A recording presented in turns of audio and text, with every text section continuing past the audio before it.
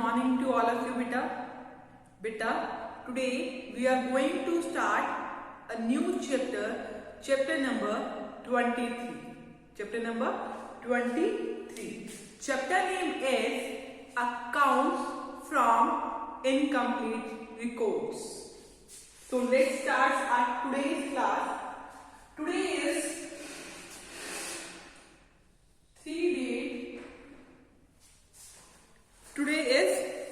3 date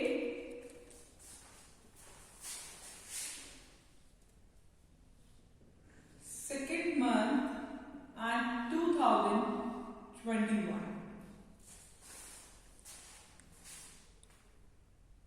Okay.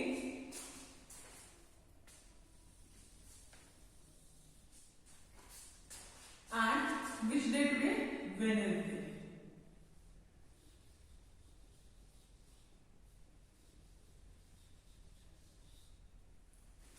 Chapter number 23. Account from incomplete records.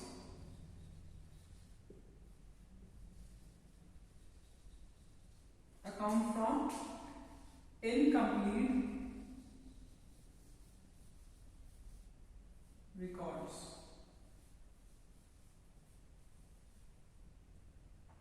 Clear?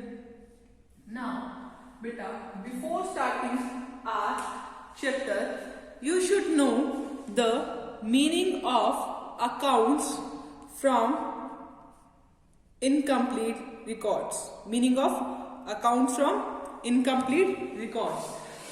Okay, देखो, account for incomplete record का मतलब है जो हमने अकाउंट प्रिपेयर करे वो इनकम्प्लीट, ठीक है बेटा। आपको पता है हम प्रीवियस चैप्टर में अकाउंटिंग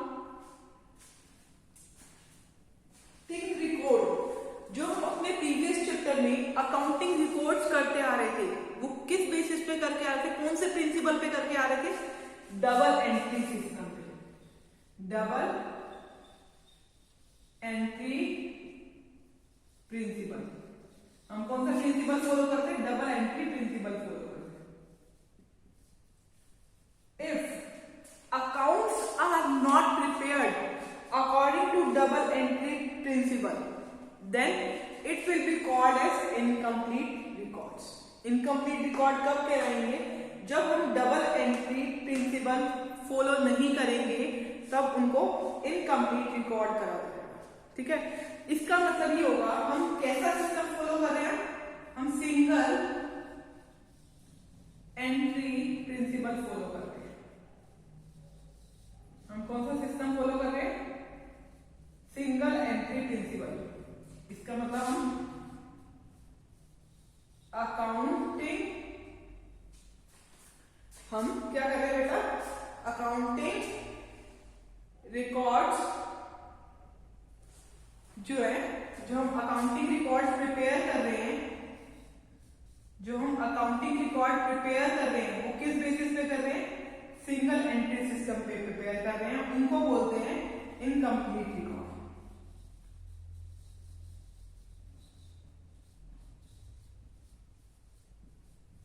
सिंपल, यहां तक समझ आया?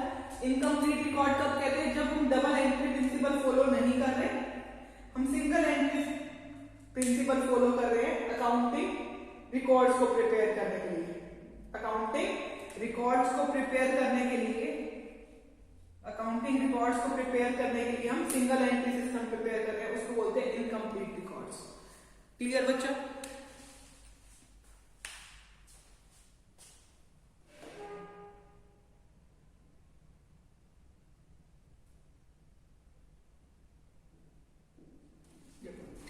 अब इनकम्प्लीट रिकॉर्ड्स में क्या होता है? देखो, incomplete records are the records in which we maintain the records, we maintain the records, हम मेंटेन करते हैं रिकॉर्ड्स उन चीजों का जो असेंशियल होती है, ठीक है। जो नेसेसरी है उस चीज का हम रिकॉर्ड मेंटेन करेंगे, जो नेसेसरी नहीं है हम उसको स्किप कर देंगे। अनकम्प्लीट रिकॉर्ड में ये होता है। Clear? Second, next we come to बेटा, इसके बाद आपको पता होना चाहिए कि सिंगल एंट्री सिस्टम किसे कहते हैं। ठीक है, single entry system is a method और variety of method employed for the recording of transaction which ignores two-fold aspect। अब इसके बाद आपको पता होना चाहिए सिंगल एंट्री प्रिंसिपल क्या होता है। सिंगल एंट्री प्रिंसिपल वो मेथड है या वैरायटी ऑफ मेथड है जिसमें टू आस्पेक्ट फोल्ड, जो टू फोल्ड आस्पेक्ट, ये क्या होता है? टू फोल्ड आस्पेक्ट जो होता है वो इग्नोर करा जाता है। सिंगल एंट्री सिस्टम क्या सिस्टम है या क्या मेथड है जिसमें टू फोल्ड आस्पेक्ट इग्नोर करा जाता है, उसको कौन सा सिस्टम बोलते हैं? Single entry system. सबसे कौन सा सिस्टम बोलेंगे? Single entry system. Single entry system किसे बोलते हैं? जब हम टू फोल्ड आस्पेक्ट को इग्नोर करते हैं। टू फोल्ड आस्पेक्ट को इग्नोर करते हैं मतलब डबल एंट्री सिस्टम को फॉलो नहीं करते। यहां तक क्लियर बच्चा? क्लियर?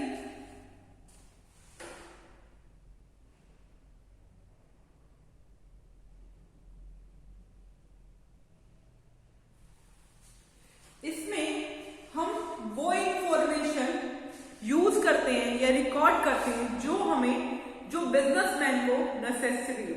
ठीक है, नेसेसिटी हो। ठीक है, क्लियर? यहां तक क्लियर हो गया?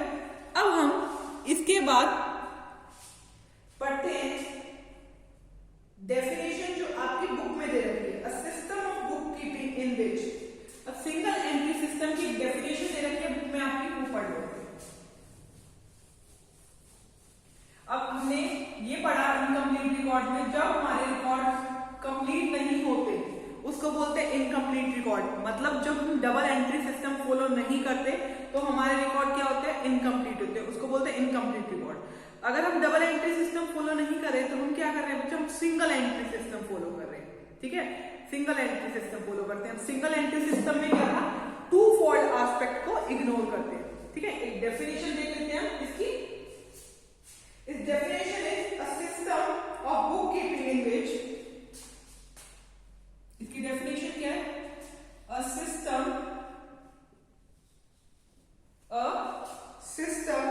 Of bookkeeping in which, a system of book keeping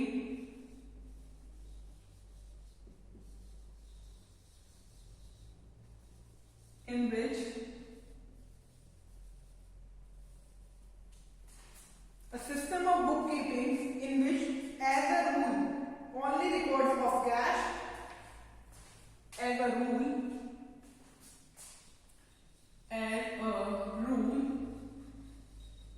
अभी मैंने बताया था सिंगल एंट्री सिस्टम क्या होता है? नेसेसरी, जो चीज बिजनेसमैन को नेसेसिटी होती है वो रिकॉर्ड करते हैं। ठीक है, और इसकी दूसरी डेफिनेशन क्या है कि अ सिस्टम ऑफ बुक कीपिंग, हम रिकॉर्ड कर रहे हैं, बुक कीप कर रहे हैं उस चीजों का, इन विच एज अ रूल, इस डेफिनेशन में आएगा कि हम कैश के बारे में, किसके बारे में?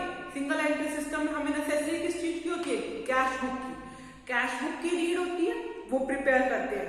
इसमें क्या करते हैं? अनकम्प्लीट रिकॉर्ड्स में हम कैश की नीड होती है। अब हम देखेंगे कि हमारा प्रॉफिट वगैरह कैसे कितना हुआ, तो हम कैश के थ्रू देखेंगे कि हमारे पास पहले कितना कैश था, अब कितना कैश हुआ, उससे हमें प्रॉफिट पता चल जाएगा। तो मींस इसका मतलब मैं बता रही हूँ कैश बुक मेंटेन करनी होती है हमें, और पर्सनल अकाउंट की ट्रांजेक्शन मेंटेन करनी होती है। दो चीजें मेंटेन करनी होती है इस रूल के अकॉर्डिंग। देखिए, as a rule only record of cash and of personal account, only records of cash का रिकॉर्ड रखेंगे, and personal account, दो चीजों का रिकॉर्ड रखेंगे इनकम्प्लीट रिकॉर्ड में। मैंने बताया इनकम्प्लीट रिकॉर्ड में हमें जो चीज की नेसेसिटी होती है उसका रिकॉर्ड रखते हैं। पहले कैश का और पर्सनल अकाउंट का रिकॉर्ड रखते हैं। यहां तक clear? Cash and personal account are maintained,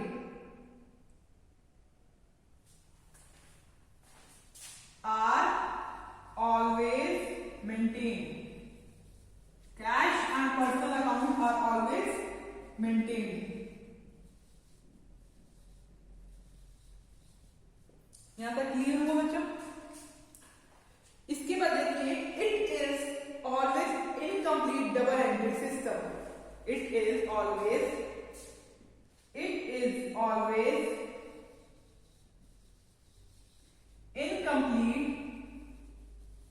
incomplete double entry. It is always incomplete double entry system varying with circumstances. Double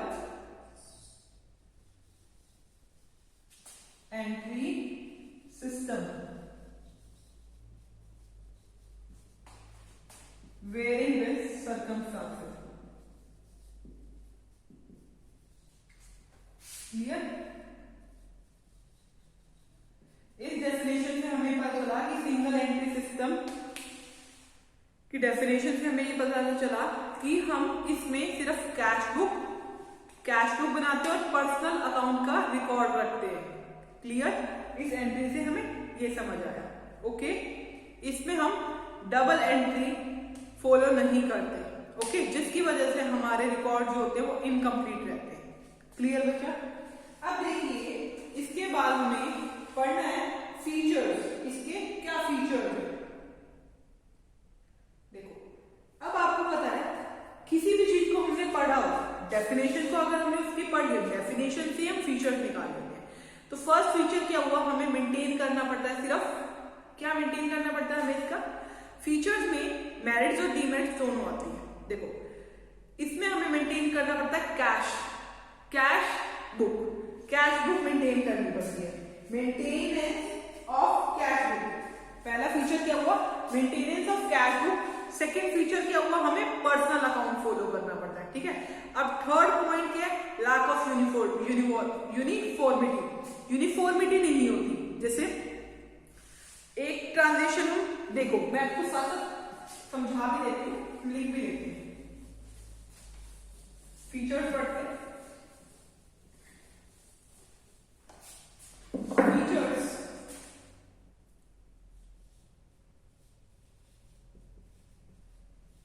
This is also given in your book on page number 23.2। साथ साथ आप read out करोगे। जो मैं topic आपको समझा रही हूं वो आप रीड आउट करोगे और उसमें से 15 क्वेश्चन निकाल के अपनी नोटबुक में भी राइट डाउन करोगे। क्लियर बच्चा? अगर आपको कोई भी डाउट है तो you can ask. First point is, इसमें मेंटेनेंस होती है ऑफ पर्सनल अकाउंट ओनली। क्या पॉइंट है? Maintenance of personal account only. Maintenance of personal account only. Maintenance of personal account. अब देखो, जब हम पर्सनल अकाउंट मेंटेन कर रहे हैं तो हम किस चीज को इग्नोर कर रहे हैं और किस चीज को इसमें डाल रहे हैं होना चाहिए। हमारे पास 3 अकाउंट होते हैं, real account, personal account, nominal account. तो पर्सनल अकाउंट है तो इसका मतलब ये हुआ real account and nominal account. Real account and nominal account को हम नहीं लेते। Okay, real account and nominal account are ignored. Only personal account is used. Only personal account is used to prepare.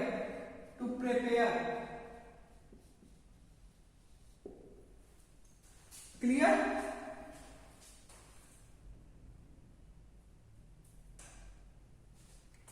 ठीक है, to prepare the books. Clear? Second point क्या है? Point पे simple point है ये। सेकेंड पॉइंट का ये maintenance of cash book, maintenance of cash book. Second point ये है कि हमें इसमें पर्सनल अकाउंट फॉलो करना पड़ता था। दूसरा पॉइंट ये कि maintenance of cash book, cash book भी मेंटेन करते हैं, ठीक है। अगर आपने पहले वाले उसमें देखा हो तो हम बहुत सारे अकाउंट प्रिपेयर करते थे ना, पर्सनल अकाउंट भी प्रिपेयर करते थे, real account, sales account, debtor account, creditor account, ये सारे अकाउंट फॉलो करते थे। बट इसमें 2 ही अकाउंट बन रहे हैं सिंगल एंट्री सिस्टम में, ठीक है। सिंगल एंट्री सिस्टम फॉलो कर रहे हैं और 2 ही अकाउंट बन रहे हैं, इस वजह से इसको इनकम्प्लीट रिकॉर्ड कहा जाता है, ठीक है। मेंटेनेंस ऑफ कैश बुक में आएगा, cash book is maintain under this system which usually mix up business as well as private transaction।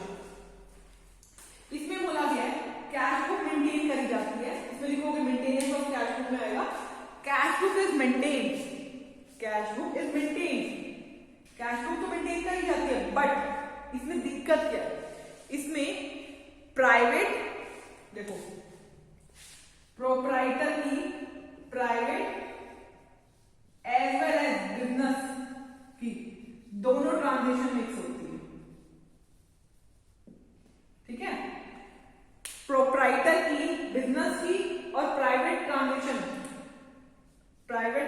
दोनों मिक्स होती हैं, समझ आया बच्चा। कैश बुक में ये नहीं, अब हम कैश बुक बनाते हैं, अगर मुझे कैश बुक बनानी है, मैं बिजनेस चला रही हूं तो मेरी घर का काम की कैश बुक अलग होगी और मेरी कैश बुक अलग होगी मेरी बिजनेस की, क्योंकि बिजनेस से तो मुझे प्रॉफिट देखना है।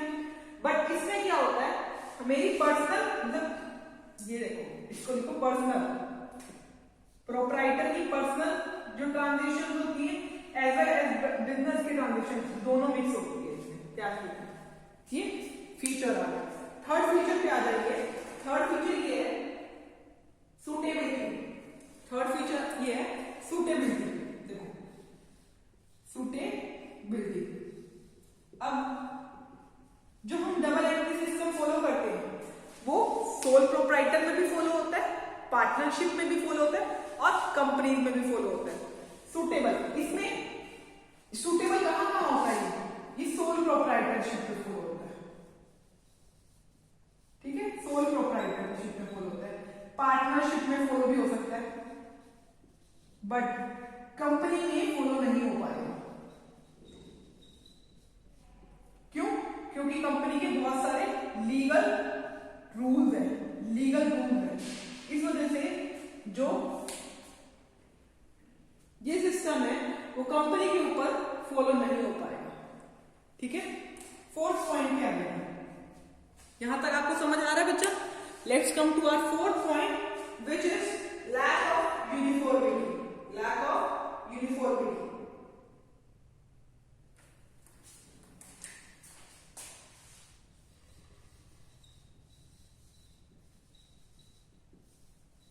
अब देखिए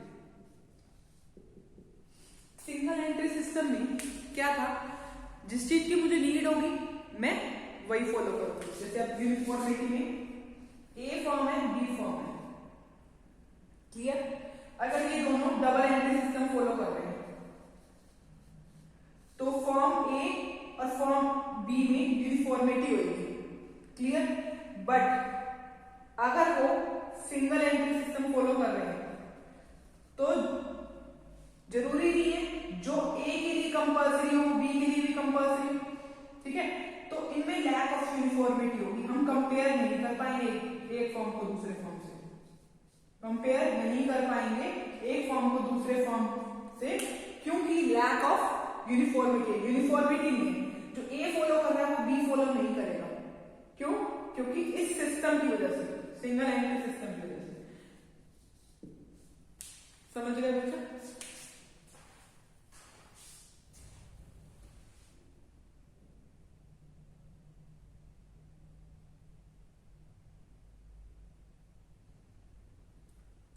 Next come to fifth point is preparation of final account. Preparation of final account. Fifth point क्या देंगे? वो है preparation of final account.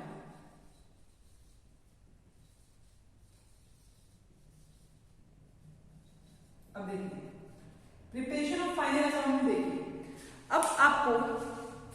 मैंने फाइनल अकाउंट बनाना सिखाया था, फाइनेंशियल स्टेटमेंट में आपने फाइनल अकाउंट बनाना सीखा है, ठीक है।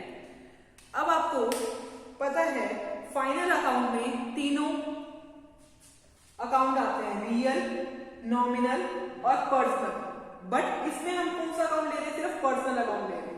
तो फाइनल अकाउंट को प्रिपेयर करना पॉसिबल नहीं है इस सिस्टम में, क्योंकि हम इग्नोर करते हैं रियल और नॉमिनल अकाउंट को।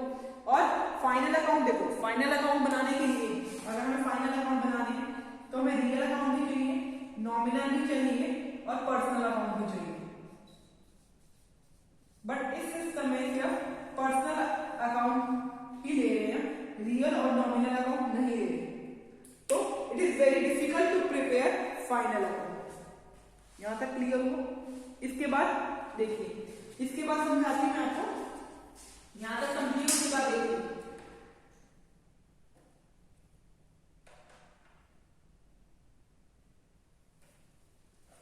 देखो, इसके बाद आपको ये समझ आ गया है। इसके बाद देखो, हम इसमें जो सिस्टम कर रहे हैं, इसमें एसेट्स और लायबिलिटी जो है वो हमें एग्जैक्टली पता नहीं होगी। एसेट और लायबिलिटी एग्जैक्टली पता नहीं होगी, जिस चीज की इंफॉर्मेशन चाहिए हम वही ले रहे हैं, अदरवाइज हम इंफॉर्मेशन छोड़ रहे हैं। तो एसेट और लायबिलिटी जो है वो किस बेसिस पे लिखी जा रही है, एस्टिमेशन के बेसिस पे। Asset and liabilities is written on the basis of estimation, estimation के बेसिस पे लिखी जा रही है। क्लियर? और हमें एग्जैक्ट इंफॉर्मेशन नहीं पता, पहले हम डबल एंट्री सिस्टम करते थे और एग्जैक्ट इंफॉर्मेशन पता होती थी, जिसके बेसिस पे हम एसेट और लायबिलिटी परफेक्ट एक्चुअल अमाउंट लिखते थे। बट इसमें एसेट और लायबिलिटी एस्टिमेशन के बेसिस पे लिख रहे हैं, है ना बच्चा?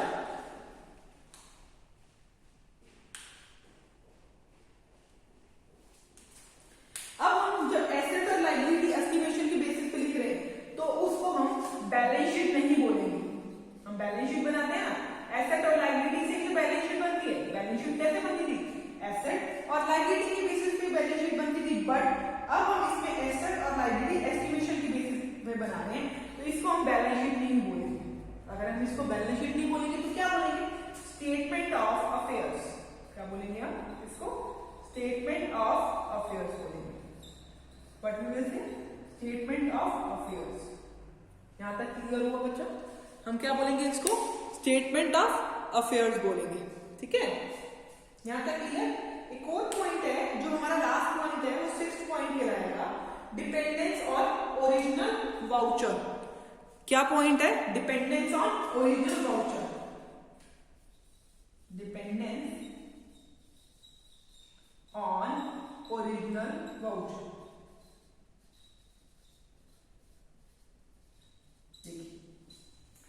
इसमें हमें ओरिजिनल वाउचर पे डिपेंड होना पड़ता है। इसमें ओरिजिनल वाउचर पे डिपेंड होना पड़ता है, क्योंकि हमें एग्जैक्टली कुछ पता ही नहीं होता है, इनकम्प्लीट इंफॉर्मेशन है इस सिस्टम में। तो अगर इनकम्प्लीट इंफॉर्मेशन है, जिसकी वजह से हमें ओरिजिनल वाउचर के पे डिपेंडेंट होना पड़ता है, ठीक है बच्चा? इसका मैं आपको एग्जांपल देती हूँ। जैसे कि अगर मुझे परचेज की फिगर निकालनी है at the end of year, अगर मुझे ओरिजिनल वाउचर से पता करना है, तो अगर मुझे परचेज की फिगर निकालनी है तो पहले मैं करती थी, परचेज अकाउंट में चली जाती थी, परचेज की फिगर निकाल लेती एक्जैक्टली। बट ये अनकम्प्लीट रिकॉर्ड है, तो मुझे परचेज की इंफॉर्मेशन निकालने के लिए क्या करना पड़ेगा? जो सप्लायर ने मुझे सामान दिया है, मतलब सप्लायर ने मुझे जो वाउचर दिए उसकी टोटलिंग करनी पड़ेगी। सप्लायर ने जो मुझे वाउचर दिया उसकी टोटलिंग करनी पड़ेगी, उससे मुझे पता चल जाएगा कि मैंने परचेज कितनी करी है, ठीक है? तो इसके लिए मुझे डिपेंडेंस किस पे होना पड़ता है? ओरिजिनल वाउचर पे। जो मुझे वाउचर रिसीव हुए फ्रॉम द सप्लायर, उसकी टोटलिंग से मुझे पता चलेगा कि मैंने परचेज कितनी करी है। ये हमने क्या पढ़े हैं बच्चा? फीचर्स पढ़े हैं। अब आज हमने क्या पढ़े बच्चा? फीचर्स पढ़े हैं, ठीक है। अब हम इसके बाद क्या पढ़ने वाले हैं? अब हमने इसके फीचर्स तो पढ़ लिए, क्या इनकम्प्लीट रिकॉर्ड के कुछ फायदे भी होंगे और कुछ नुकसान भी होंगे। देखो, अगर हम अपना काम पूरा नहीं कर रहे, इनकम्प्लीट रिकॉर्ड रख रहे हैं, रिकॉर्ड इनकम्प्लीट है, मुझे फायदे होंगे। सबसे बड़ा फायदा क्या है? बहुत सिंपल होता है, जिस चीज की मुझे जरूरत है मैं ले लेती हूँ, सिंपल। फायदा क्या हुआ? सबसे पहले सिंपल, ठीक है। तो इसके हम फायदे देखते हैं।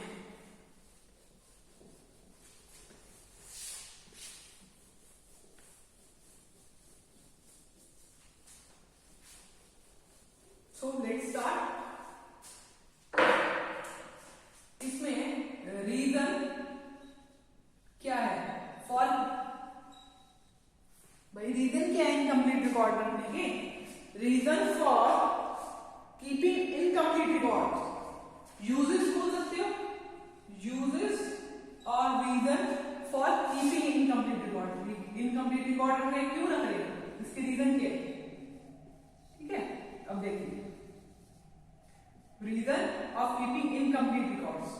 इनकम्प्लीट रिकॉर्ड रीजन क्या है इसका? पहले सिंपल, ये मेथड बहुत सिंपल है। दूसरा लेस एक्सपेंसिव, इस पे बहुत पैसा भी नहीं लगता।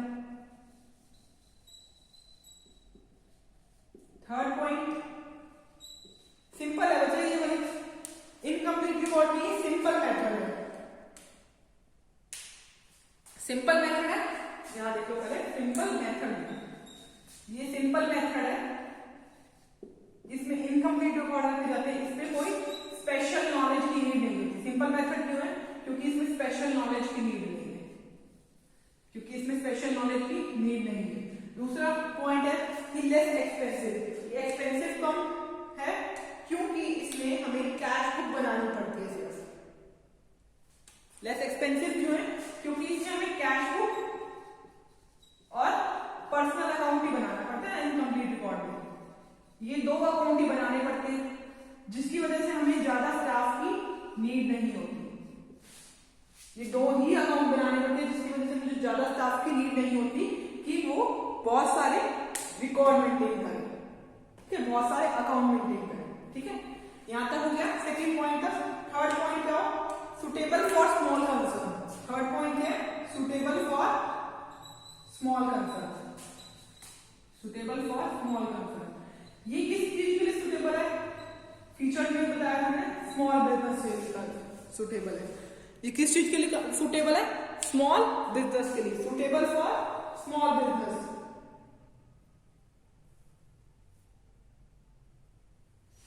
ठीक है, स्मॉल बिजनेस के लिए क्यों कंसर्न है? क्योंकि स्मॉल बिजनेस में हमें क्या चाहिए होता है? कैश के बारे में पता होना होता है, और कुछ ही फ्यू एसेट और लायबिलिटी होती है उसमें, तो उनका काम चल जाता है इससे, ठीक है। थर्ड पॉइंट क्लियर हुआ। Let's come to fourth point, which is easy to calculate profit and loss. Easy to calculate profit and loss, easy to calculate profit and loss. अब प्रॉफिट और लॉस जो है इजीली कैलकुलेट कर सकते हैं हम इसमें, ठीक है। इजीली हम अपना प्रॉफिट और लॉस कैलकुलेट कर सकते हैं। देखो, अब प्रॉफिट और लॉस कैसे कैलकुलेट करते हैं इस मेथड में? देखो, हमारी क्लोजिंग कैपिटल जो है उसको कंपेयर करेंगे, क्लोजिंग कैपिटल जो है उसको कंपेयर करेंगे ओपनिंग कैपिटल से, उससे मुझे प्रॉफिट और लॉस का पता चल जाएगा। अब क्लोजिंग कैपिटल ज्यादा है ओपनिंग से। अब मैंने ओपनिंग में 1 लाख रुपीज लगाए थे और आखिरी में मिल गया मुझे 2 लाख, मतलब जो क्या हुआ, बढ़ गई ना क्लोजिंग कैपिटल 1 लाख से, तो 1 लाख क्या है? प्रॉफिट है, ठीक है। अगर ये होता दूसरा कि क्लोजिंग में 1 लाख है, ओपनिंग में 2 लाख है, तो ये क्या होता? लॉस होता, 1 लाख का लॉस। तो मैं इजीली कैलकुलेट कर सकती हूँ प्रॉफिट एंड लॉस। कैसे? क्लोजिंग कैपिटल से और ओपनिंग कैपिटल से। ओपनिंग और क्लोजिंग कैपिटल को कंपेयर करके मुझे इजीली प्रॉफिट और लॉस का पता चल सकता है। अब फिफ्थ पॉइंट है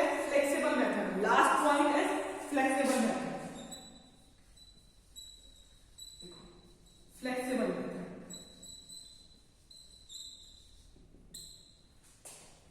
अब ये जो मेथड है वो बहुत फ्लेक्सिबल है, इसमें बहुत सारे स्ट्रिक्ट रूल्स फॉलो नहीं करने पड़ते। ये फ्लेक्सिबल मेथड क्यों है? क्योंकि इसमें हमें बहुत ज्यादा स्ट्रिक्ट रूल्स फॉलो नहीं करने पड़ते। जैसे हम डबल एंट्री सिस्टम में स्ट्रिक्ट रूल्स फॉलो करते थे, वैसे रूल्स फॉलो नहीं करने पड़ते, इस वजह से ये फ्लेक्सिबल मेथड है। आज की वीडियो में हमने पढ़ा अनकंप्लीट रिकॉर्ड किसे कहते हैं, उसके फीचर्स पढ़े, सिंगल एंट्री सिस्टम की डेफिनेशन पढ़ी, ये पढ़ा कि कैश बुक और पर्सनल अकाउंट ही रिकॉर्ड होते हैं इसमें, और हमने रीजन और uses for keeping incomplete records के 5 पॉइंट्स भी पढ़े। ठीक है, आज का पॉइंट आपको समझ आ गया होगा। अगर आपको कोई भी डाउट या प्रॉब्लम हो then you can ask from me. इसके बाद हम अपनी नेक्स्ट वीडियो में लिमिटेशंस पढ़ेंगे। लिमिटेशंस किसकी? इनकम्प्लीट रिकॉर्ड की। अगर इसके फायदे हैं तो हमें कुछ डिसएडवांटेज भी होंगे, वो पढ़ेंगे, डिसएडवांटेज पढ़ेंगे, और डबल एंट्री सिस्टम और इनकम्प्लीट रिकॉर्ड में डिफरेंस पढ़ेंगे। Clear? Okay, so till then